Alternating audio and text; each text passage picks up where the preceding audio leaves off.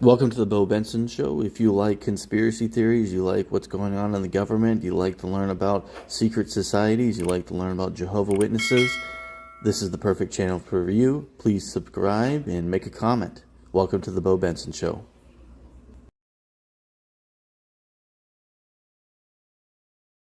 So at this point, everybody should know who Salena Vertolomo is. You know, she's the Jehovah's Witness whistleblower who was talking about Anthony Morris.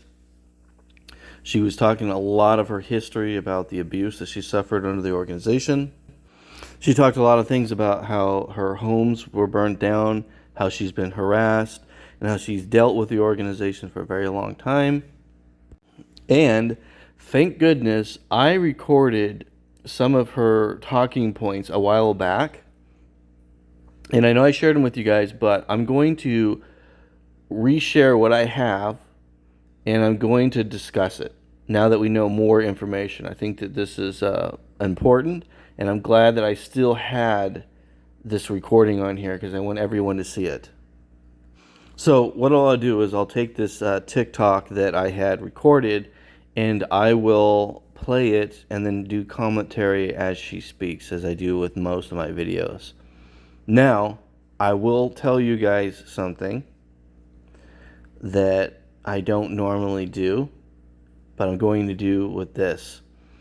I will remove people's comments who say things that are inappropriate towards this victim who's doing all this stuff for the community. I don't normally do this, ever. If you say stuff about me, I don't really care. I'll fight with you and argue with you. But because of the circumstances with this victim, I will not tolerate that behavior from crazy Jehovah's Witnesses and other perverts.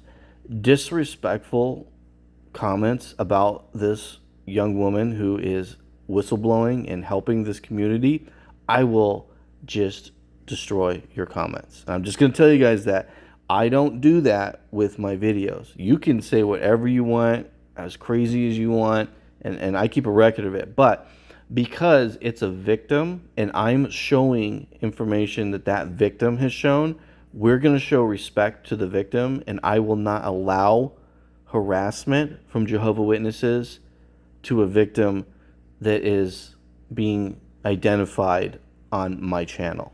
I just want everyone to be perfectly clear and understand what's happening. If you say something or you have a comment in there and it gets wiped out, if it's inappropriate or disrespectful to the victim, your ass is grass. Going on. And when I did, I started immediately going after it. My case is specifically different, a little bit different than others because, one, my father was high up in the organization. Two, I may be one of the only JW victims who has court record of the SA. In 1996, during a custody battle after my mother ran away with us, after the Watchtower Society assisted my rapist father in finding us again, hunting us down 3,000 miles. So there's lots of impact. So let's think about this for a second. The organization, a church organization, is tracking down victims to give their address and their location to known sex offender. How insane is that? Imagine a church that knows that the children were in danger and that because what you guys we know about her history and stuff. We know that he was abusing her as a baby and that he admitted to this. So the elders are perfectly aware that he rapes babies and children. And they're tracking down and using your brothers and sisters, the community's funding to help this child molester. How twisted, how evil, how corrupt do you have to be to even consider doing something like this? Courts in Monroe County, Pennsylvania, did a psychological evaluation on him. He confessed to child molestation beginning at 6 months old. For me, the judge sided with him mostly because the Watchtower Society sent elders in to talk about what a good, godly man he was, to support his character. Now, to the outside community, this sounds insane. Like, what are you talking about? Why would a judge side with a predator and decide, oh, okay, well, the community says that he... So, this is a really, really common tactic, and we have seen a lot of this. This is not the only case I've heard like this. I've heard other cases like this that are not Salena. What the organization does when they have a child molester who's joined the church, has rehabilitated himself, is how he's going to put himself to the court system, right? So that's their little game that they're playing.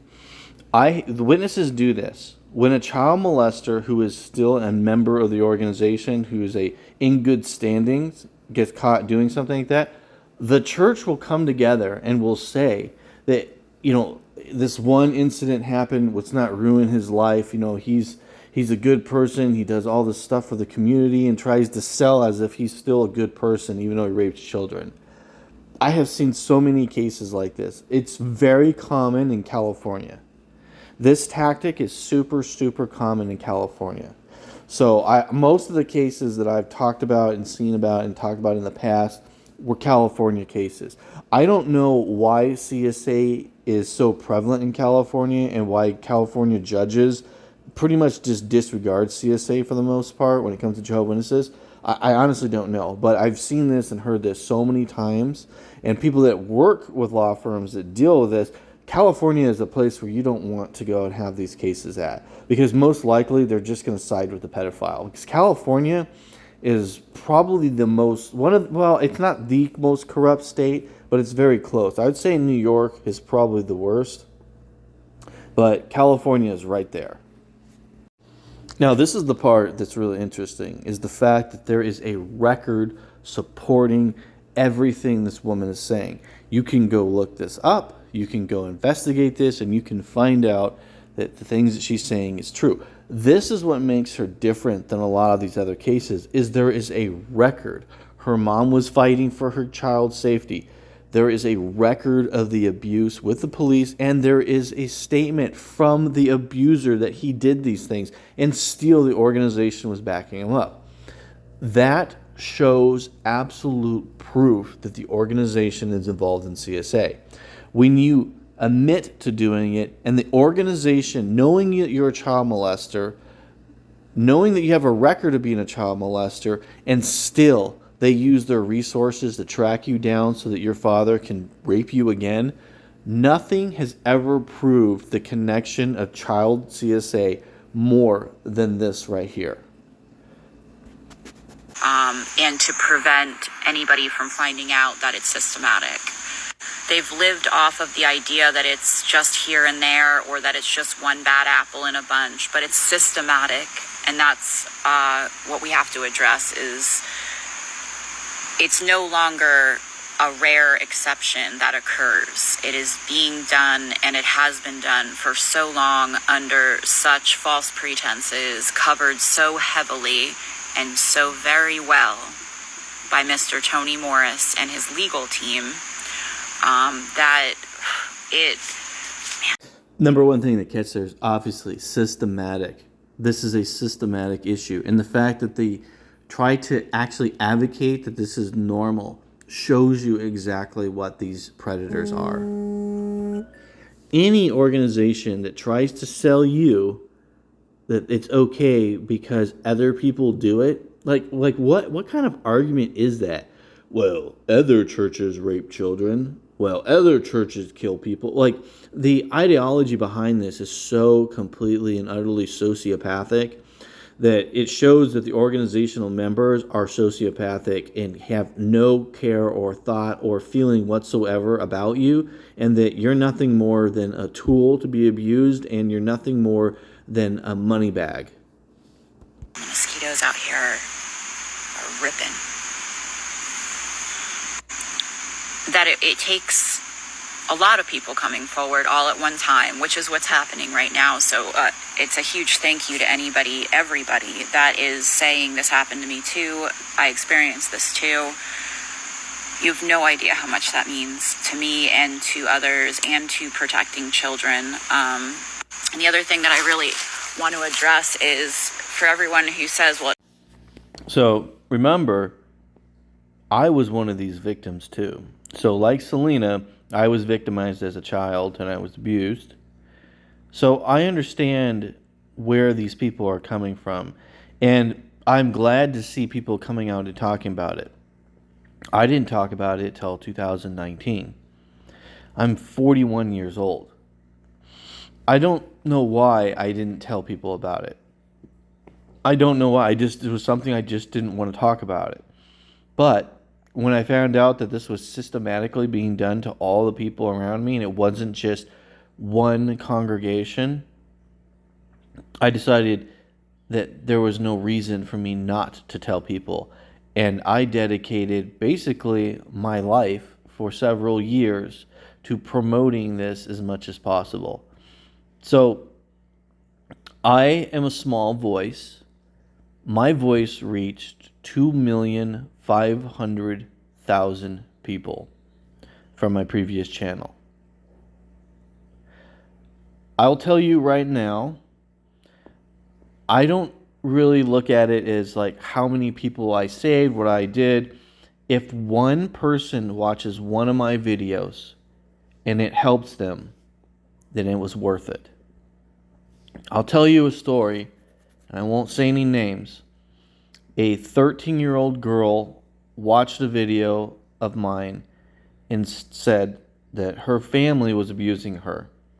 Her father, her uncles, they're all witnesses, and they were abusing her, and nobody would listen to her. And I talked about how if you're in a situation like that, you need to go to the police even though you're told not to, that the police are not your enemies. And I said, you need to get out of that family, get to a foster family, somewhere that is safer than what you're dealing with. That 13-year-old girl told me that watching my video talk about my experience and what I should have done gave her the strength to call the police, and she now lives in a foster family. This alter ego created from this horrific event allowed me to have the strength and the experience to help this little girl get out of a terrible circumstance. That means it was all worth it. To help one little child get away from, to give her a voice, makes everything worth it. I despise this organization. I despise the people in this organization. I wish for them to die. I will be completely honest with you guys. I want to see the organization burn. I personally believe that anyone who touches a child should get the death penalty. And I know a lot of people don't like hearing that, but people who touch children can never be rehabilitated. They need to be put down. They are like filthy animals. And organizations run by those animals need to be put down as well. So I am grateful to voices like this, saying what is going on, speaking out against it, and telling the truth about the organization. It is pure evil. It happens in every church. There are very specific differences to Jehovah's Witnesses versus other churches. If you don't want your kid getting molested by a priest in the Catholic religion, you don't go into a church. Jehovah's Witnesses do their best to blend into society. They go door to door. They go to community members. They present as always clean, lovely Christians. And so it makes them particularly dangerous to just regular members of society, regular members of communities like Lumberton, North Carolina, because it's been done like that for so long. So what she's telling you guys is if you're dealing with abuse in the Catholic Church, don't let priests around your kids. You cannot bring your kids around the priest. right? If you're worried about it because the Catholic Church has a problem, then that's what you can do. What she's trying to explain is that the Watchtower organization operates differently. They're going door to door. Child molesters are tracking you down, learning where you're at, recording when you're home, when you're not. They're learning everything about you. You understand that? Now, I'm going to tell you guys right now. You know how witnesses are no longer keeping track of time? That's why. A lot of people aren't talking about this. They're saying, oh, they don't want people to know about it. No. The reason is because they've been keeping records of people, and there are records of them when people are home, not home, how many kids they have, and child molesters have been using those records for a long time. And there is a record of them using those records. That's why they're not doing this anymore. And for those of you who are not Jehovah's Witnesses watching this, just regular people who are supporting this, I cannot tell you how much it means to me, how much it means to all of us. It is a super sick situation that we have to find some resolve for now, which I think we are. But for those who are not educated at all on Jehovah's Witnesses, they require, if a child comes forward and says that a man raped them or molested them or whatever, they have to present 2 witnesses to their own rape for it to be taken seriously or for anything to be done about it. In fact, the lengths at which they've went to silence girls, I keep thinking of one situation in particular where they made a 14-year-old girl watch a 2-hour video of her own rape to shame her and let her know that she could not tell anybody, because then everyone would know how very dirty she was. So when I tell you that these people are monsters, I mean they're monsters, and they deserve to be in prison, if not dead, for the things that they do. They are sick, they are twisted, they are evil, they are foul, they are disgusting. They are the most vile things in our community. These individuals are knocking on your door, and they are coming for your children. Never forget this. That was not my case. In my case, 38 men were aware of what happened, including Tony Morris. I called him myself in September of 2021. I gave the Watchtower Society of now, present day, the opportunity to clean up their fucking act and to come forward and to support what was going on, to support putting away the men who did this to me, who did this to my mother, and who did this to my sisters. And ultimately, they declined the invitation. And while there are a lot of bizarre threats and everything coming in all the time, that's okay. I've lived under threat of death my whole life. I don't think anyone realizes that or knows that about me.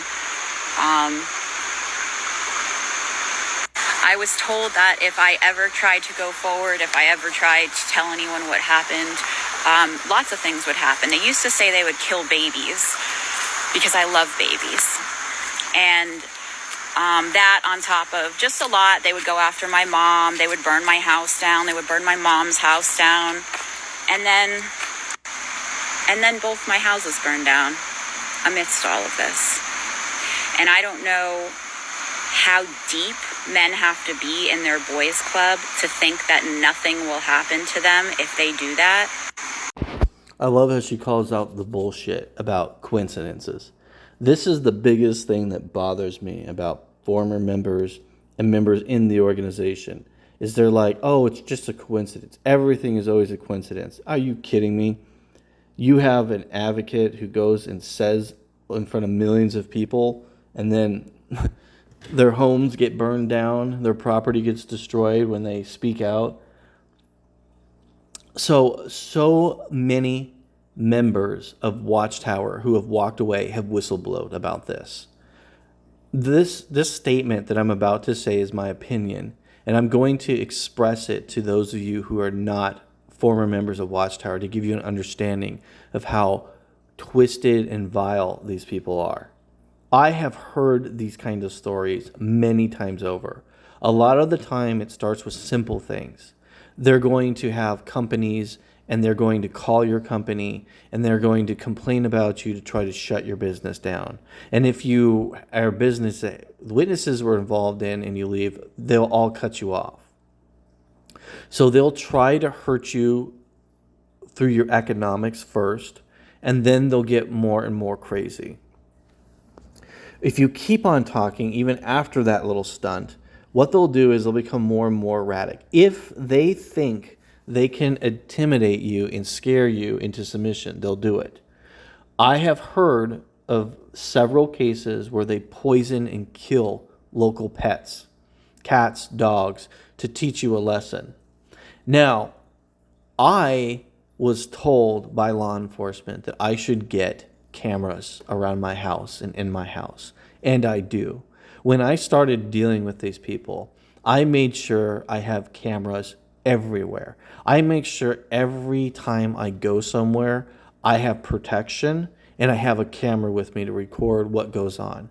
Because there is a lot of money and a lot of power with these people. But what I'm telling you, and I want everyone to understand this, their power is a delusion. There are so many more of us than them. And the one thing that they fear more than anything else is being pulled out in the light.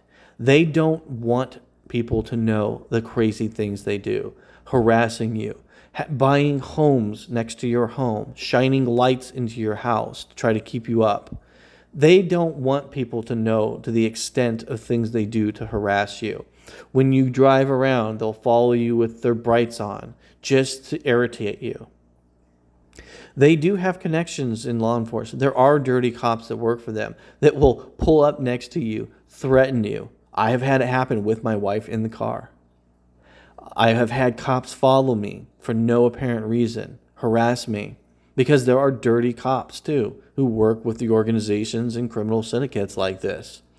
The organization is a criminal syndicate and it's been around for over 150 years.